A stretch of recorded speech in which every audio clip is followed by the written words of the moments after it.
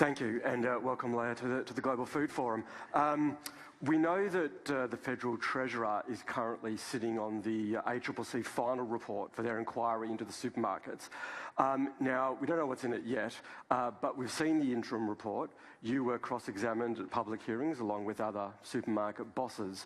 So what do you think is some of the thinking of the ACCC? How are they thinking about this area? And what, I suppose, are your biggest concerns, perhaps your biggest fears of what could be in that report, which could be out any day now? Well, good morning. Heavy-hitting question to start the day. So like you, we are also waiting to read the report and only have limited sort of visibility, really based on, I guess, the conversations that we had at those public hearings on what some of the big themes would be.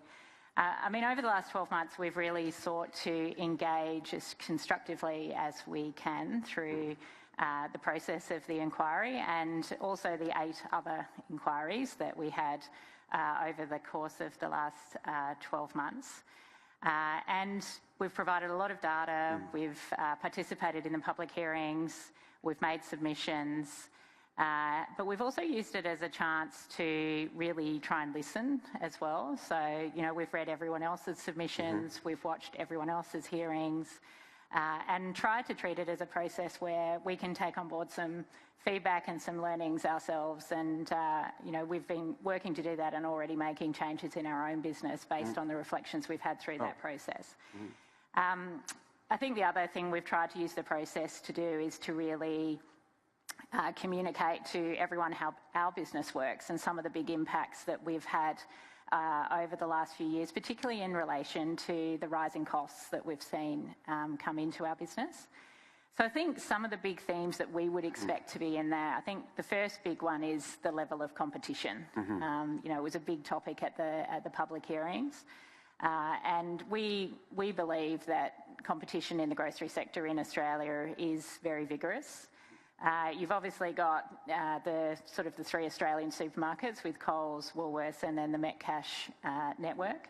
But you've also got 3 very, very large global players in Aldi, Costco and Amazon. I mean, the 3 of those are in the top 10 retailers globally. We don't even feature in the top 50. And so, you know, you've got big global players who are coming in and in the course of the last sort of 15 years or so have pretty substantially changed the market. We also are competing with thousands of small retailers as well. So think fresh produce stores, butchers, bakers. And what's really interesting in Australia is a lot of those sit right out the front of our stores. Yes. If you go to the US or the UK, when you go to the supermarket, you don't see those small retailers co-located with the supermarket. And so they are competing with us very vigorously every day on range, on quality, on price. And then in the last few years, we've also seen in the non-food space entrants like Bunnings in pet and cleaning. You've seen Chemist Warehouse and Priceline start to move into areas like toilet paper and laundry and the like. And so you put all that together and, you know, our view is there is a lot of choice for customers and there's a lot of competition. And one of the things that we really look at is, well, how much cross-shopping is happening between stores. And if you went back 2 years ago, most customers and families were using about 3 to 4 stores to fulfil their grocery needs every month. Today, that's doubled to 7 or 8 different stores that they use. And I do think that that's an indication of the choice and the competition we now have in the market. I think the other big topics will probably be supplier arrangements. Yes. And so I think there'll be some recommendations, particularly around fresh produce and getting more transparency for producers around price and volume. Yes.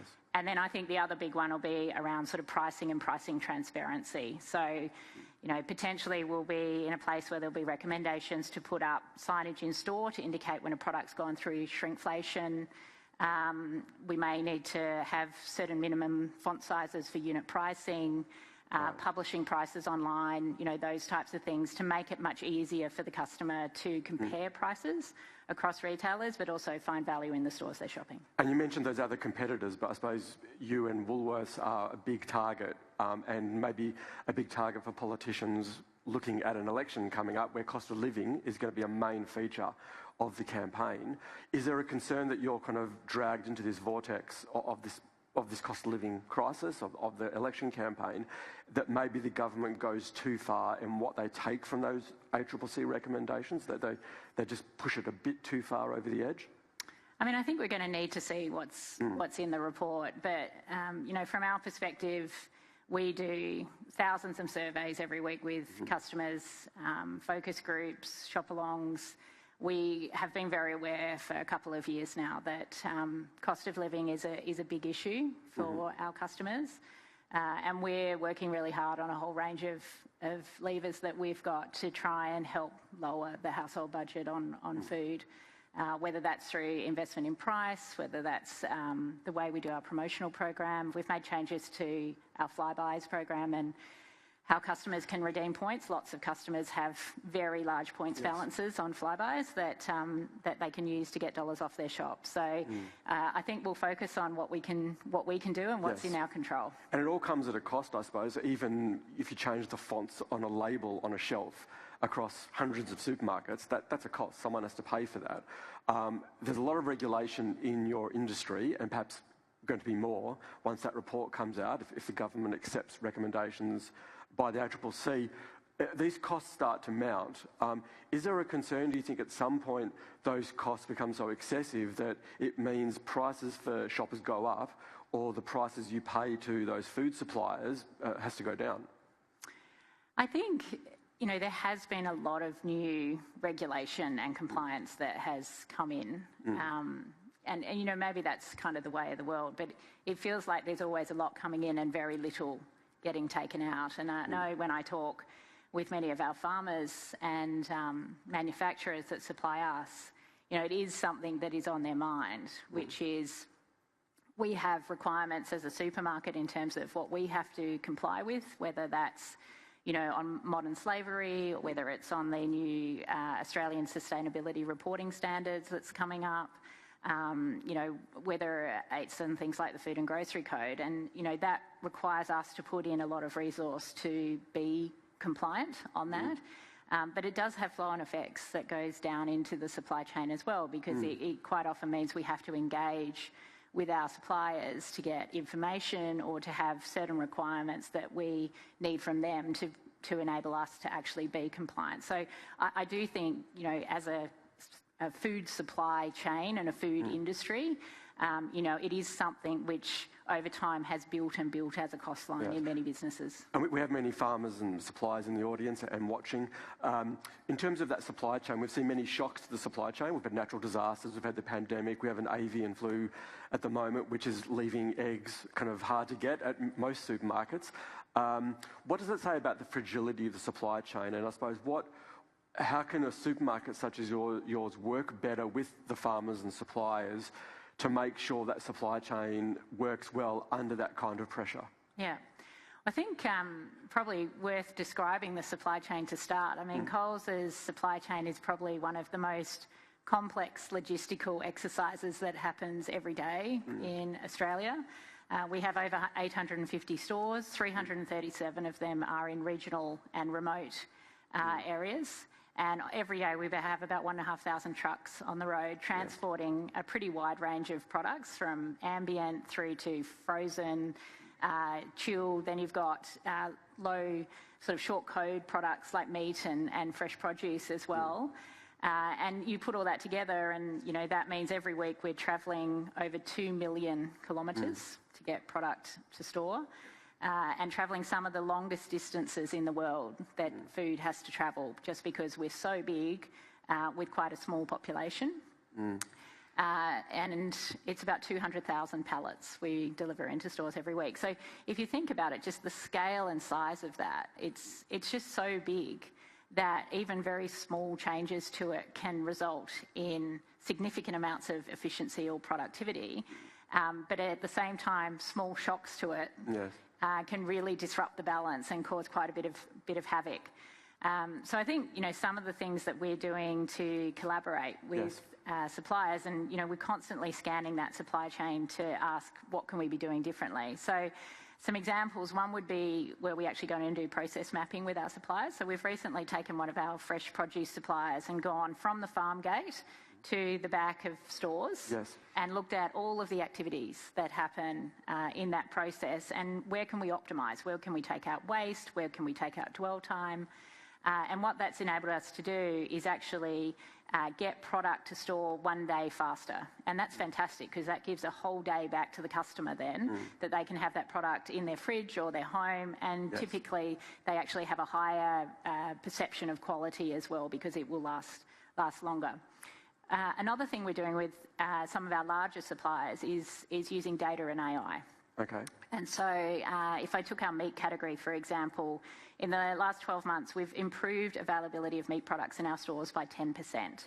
And the way that we've gone about doing that is actually saying in every store, we don't necessarily need every product. Yes. And so use data and an AI engine to actually tailor for every store what's the right grouping of products to have, what's the right number of facings, and that enables you to do higher volumes of the products that customers actually want to buy, which is more efficient, particularly for our suppliers. And it also reduces wastage as well. So it has dual benefits for both the retailer and the producer. And then another one I would say is data sharing and best practice sharing. So, for example, we had all of our dairy farmers, we have about 100 dairy farmers that directly supply to Coles. We had them together for a conference last week. Yes. And there was a lot of sharing around, what individual farms are doing in terms of innovation, in terms of sustainability. There was a big discussion around biosecurity, which relates to the avian flu issues, and what farms can learn from each other. And I think that that's also really productive. So you mentioned AI just before. That's obviously very important, and it's a theme across business, from all parts of business. You're starting to use it. So do you think, now Coles has the size and the balance sheet to invest a lot in AI. So for smaller farmers or smaller producers who engage with you, should they be using AI? I mean, how can they use it to better, and data analytics, to better supply you and to service Coles in the best, most efficient way? Yeah. So, I mean, obviously we're using it substantially in our business, and one of the biggest places we use is in forecasting, and we now will provide that data to suppliers through sort of integrated planning processes that we have. So suppliers are benefiting from the fact that we're using AI. Okay. I think that, in terms of individual farms, I think increasingly you're going to see AI-driven tools become more available, more cost-effective to be able to use for a variety of different purposes as we move forward from here. Yeah, so even the smaller farmer can have access to it, and that will help them better service and supply Coles. Yeah, I think over time, yeah. Yeah, and the mapping thing that you mentioned, you're doing some mapping to help better network your transport and get products in the right place at the right time? Yeah, it's really about getting products through faster. Okay. And this is one of the big things with supply shocks is when you have a supply shock, for example, with the avian flu. Yes. Avian flu has been a very significant supply shock for us in the egg space, where we've had 4 outbreaks since last May. Yeah. We've had about 10% of the national flock that's been affected by it now, and it can take up to 90 weeks to replace a hen once you've got a hen that's been infected with it. One of the big things that we've worked on is, given the reduction in the amount of eggs we've got in the system, how do we just flow through what we have much faster? Yes. For example, so that's sort of been one of the things that we've looked at for the avian flu piece, and that has again taken sort of mapping of the supply chain and really asking questions around, where is that waste or dwell time in that system that we can take out to drive efficiency. Yeah, and I mean, eggs is a good example because that's been visible for everyone who walks into a supermarket and then walks out disappointed when they can't find eggs. And it's all supermarkets, not just Coles, it's all of them. Yeah. But I suppose, is the problem then also that with supermarkets, modern supermarkets, it's all on a kind of just-in-time supply chain. You want to be lean as possible. You don't want to hold too much stock. You want to have just enough. But when there is that shock to the supply, you don't have enough at all. I mean, is there any way of getting around that, or is that just part of the industry that you're in? Well, we really use a combination in the supply chain these days. So definitely when you're talking about short shelf life products, you do want it to be just in time. You want to get it through from the farm gate to the customer as quickly as humanly possible, so that you're actually giving the customer all of the shelf life. It's not sitting that shelf life in the supply chain. a sort of a different position would be what we do when we're building for cyclones, for example, right. where ahead of cyclone season, we actually will build specifically cyclone stock in several of our DCs, and that's essential products like bottled water, baby food, toilet paper, canned foods, things that people typically need to be able to have if they go through a weather event. And that's where, just in time doesn't work. We actually need to build the stock over a period of time and then hold it in anticipation of something happening. Yeah, and maybe just lastly, we'll look at inflation and how things are going for the shopper, but also for the producer.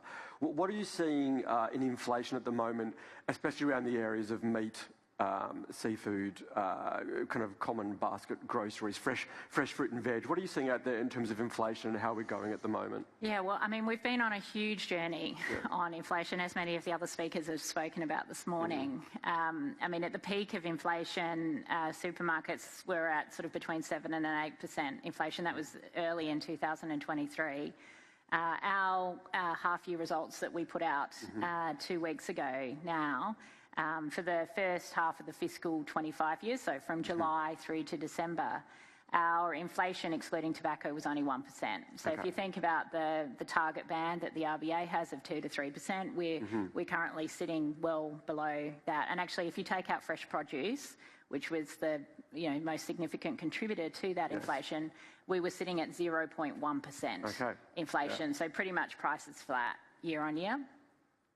And I think, as you would expect within that number, there are categories which are some in inflation, and fresh produce is one of those.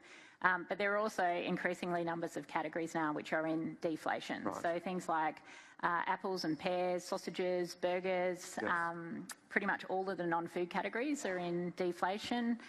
Dairy is in deflation at the moment. So from a customer perspective, it's sort of very pleasing. They're actually going into store and finding that they're buying things that are actually cheaper than they were 12 months ago. Yes, and I suppose with inflation, sometimes when you see those prices go up, you kind of carry those scars with you for quite a while. And you've mentioned you're seeing some deflation, and producers, I'm sure, would love to see that. Food suppliers would love to see some deflation and get some volumes through and their produce seen as affordable.